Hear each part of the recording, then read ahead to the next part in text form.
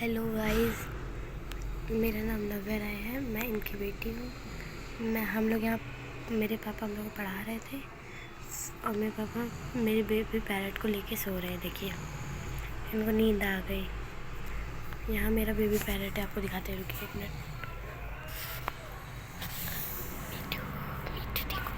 देखिए, आप लोगों ने देखा है ना, यहाँ पे हम लोग का बेबी पैरट है।